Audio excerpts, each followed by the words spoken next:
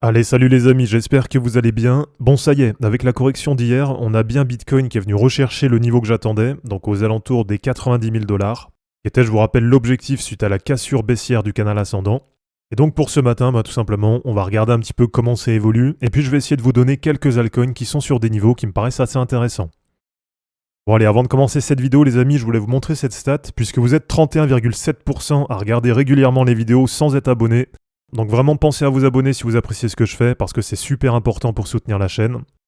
Et comme d'habitude, si vous voulez d'autres analyses techniques, si vous voulez aller plus loin, eh bien je vous invite à cliquer sur le lien Linktree en description, et dans ce lien vous allez retrouver mon nouveau compte Twitter que je vous invite aussi à suivre.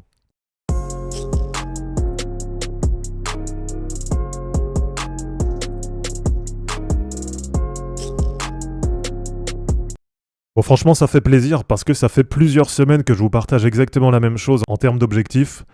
Donc j'avais, je vous rappelle, un premier objectif qui était de voir Bitcoin descendre à 90 000 $. Et c'est pour ça que j'ai été patient là sur les dernières semaines et que j'avais vraiment pas rechargé sur les altcoins. Et là on voit que sur la journée d'hier, on est bien venu chercher ce niveau. Et franchement ça fait plaisir parce que la mèche elle est super belle. Donc là vraiment si vous avez bien suivi, si vous êtes replacé assez bas, eh ben normalement rien que depuis hier vous avez déjà des perfs qui sont plutôt sympas. Et je vous rappelle aussi que j'ai toujours deux autres objectifs. Alors ça veut pas dire non plus que je suis baissier. Donc c'est simplement que j'essaye d'anticiper et que dans les USDT que je garde, j'essaye toujours de prévoir pour différents paliers. Donc avec pour le palier d'en dessous 87 000 $ et pour le point bas potentiel autour des 83 000 $. Bon du coup pour refaire encore un point sur la prévision, c'est vrai que pour l'instant c'est plutôt pas mal, puisqu'effectivement sur cette semaine du 13 janvier, pour l'instant c'est bien la semaine du point bas. Donc même si comme je vous dis pour l'instant c'est pas encore venu chercher 83 000, et peut-être que ça ne viendra jamais chercher 83 000, mais si on prend, regardez, sur la bougie de clôture de la semaine suivante, là ce qui était prévu, c'était bien un point bas autour des 89 000, 90 000. Donc vraiment, moi j'insiste là-dessus, c'est pour ça que je vous la montre assez régulièrement. Et depuis que je l'ai tracé, pour l'instant, c'est quand même plutôt pas mal. Et là, normalement, sur la prévision, on a quand même passé le plus dur. Donc là, normalement, pour les prochaines semaines, ça devrait quand même bien monter du côté des prix, pour aller chercher, pourquoi pas, les points hauts que j'attends sur une période élargie entre mars 2025 et fin mai 2025. Bon alors ce qui est positif aussi, c'est que là la bougie de la semaine elle est vraiment belle, avec une mèche qui est super importante. Donc ça veut vraiment dire que là entre 90 000 et quasiment 95 000, il y a énormément de rachats, donc il y a des vrais supports là sur ces niveaux.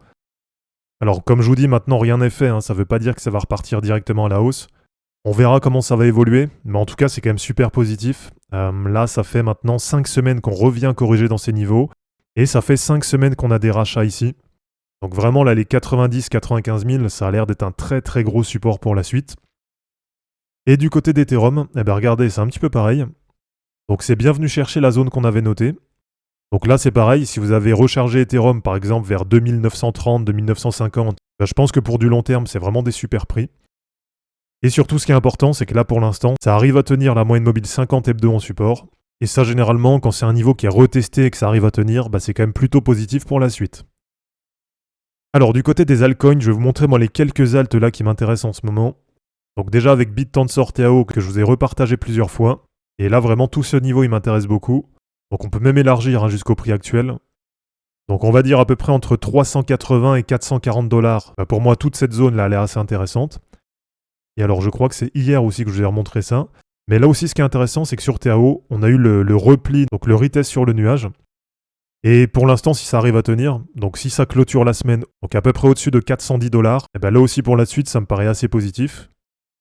Et on commence à avoir quand même une belle structure là sur de l'hebdo, avec pourquoi pas comme premier objectif pour les semaines suivantes, d'aller retester une nouvelle fois la TH autour des 710 $.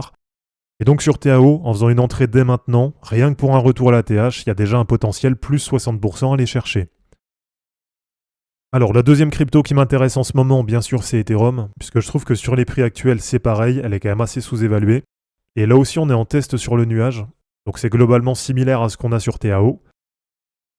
Alors ensuite, troisième crypto qui m'intéresse vraiment en ce moment, et là je voulais repartager encore plusieurs fois, bien sûr c'est Kaspa.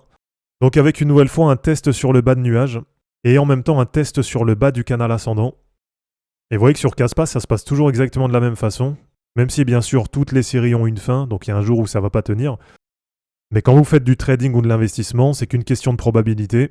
Et donc généralement les amis, c'est plus intéressant d'acheter les supports et de vendre les résistances que d'attendre que ça monte et d'aller FOMO sur les résistances Et puis quand ça redescend, d'aller paniquer et de vendre les supports. Donc là sur Kaspa c'est pareil, pour moi la configuration, elle reste toujours à peu près la même. Donc on le sait, pour l'instant c'est pas génial, mais tant que ça tient du côté des supports, ça laisse quand même de l'espoir. Et là je trouve que la bougie de la semaine elle est plutôt positive, avec pour l'instant un break des niveaux des 2-3 dernières semaines. Donc une nouvelle fois, pourquoi pas un bottom posé là sur ces niveaux. Et la dernière crypto qui m'intéresse, voilà, sans surprise, vous le savez maintenant, c'est Supra. Donc Supra sur laquelle j'avais fait une première entrée autour de 0,036. Donc 0,036, première entrée puisqu'on était sur les 0,618 de Fibo. Et là pour l'instant ça se passe à peu près comme prévu. Donc comme je vous l'avais dit, je pensais que ça pouvait aller plus bas. Mais malgré tout, comme il n'y a jamais de certitude, je préfère faire une première entrée sur un niveau que je considère quand même assez intéressant. Et bon là sur les derniers jours, c'est vrai que j'ai pas rechargé dessus quand elle était sur les 0,786 de Fibo. Donc à ce moment-là à 0,024 $. Mais alors c'est pas grave, on peut pas toujours choper les points bas. Et là, je considère toujours qu'elle est sur des bons niveaux, puisque tout simplement, elle est toujours dans la zone de rechargement, entre les 0,618 et les 0,786 de Fibo. Alors, si on va sur du daily pour vous montrer un petit peu ce que ça donne, donc là, on voit que pour l'instant, c'est toujours coincé dans ce canal descendant. Et là, sur Supra, il y a un premier niveau qui va être assez important, puisqu'en fait, il va y avoir déjà 2 résistances. Donc déjà, premièrement, la trendline haute du canal, et en même temps, on voit que ça correspond quasiment à la MM20 daily. Donc ça fait un peu une double résistance là sur Supra. Donc on verra sur les prochains jours, est-ce que là sur ces niveaux on était sur un bottom? Mais vraiment j'insiste là-dessus, tant que ça reste dans cette zone de rechargement, je considère que ça reste des niveaux intéressants. Et donc c'est pareil, dans les cryptos que j'ai en wallet, je considère vraiment que Supra est sur des niveaux intéressants. Et allez, pour terminer les amis, la dernière que j'ai en wallet et que je trouve sur une bonne configuration pour recharger, cette fois c'est du côté d'Arbitrum, et je vous l'ai repartagé aussi plusieurs fois. Donc si c'est une crypto qui vous intéresse, j'espère que vous avez suivi et que vous en avez profité hier, puisqu'il y a bien eu le retest du bas de canal. Donc là hier sur Arbitrum, tout ce qui était entre 0,64 et 0,70, pour moi c'était vraiment des super points pour se replacer pour du long terme. Donc voilà les amis, c'est terminé pour cette vidéo d'analyse technique sur les cryptos, j'espère en tout cas que ça vous aura plu. N'hésitez pas à aimer cette vidéo, à la commenter et à vous abonner pour en suivre d'autres. Je vous rappelle que dans la description de cette vidéo, vous allez retrouver tous les liens utiles et les liens pour me soutenir. Et je vous dis à bientôt pour une prochaine vidéo. Ciao!